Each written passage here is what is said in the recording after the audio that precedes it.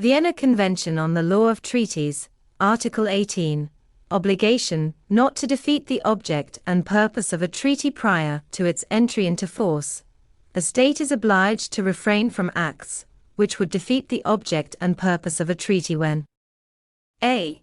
It has signed the treaty, or has exchanged instruments constituting the treaty subject to ratification, acceptance, or approval, until it shall have made its intention clear not to become a party to the treaty, or b. It has expressed its consent to be bound by the treaty, pending the entry into force of the treaty, and provided that such entry into force is not unduly delayed.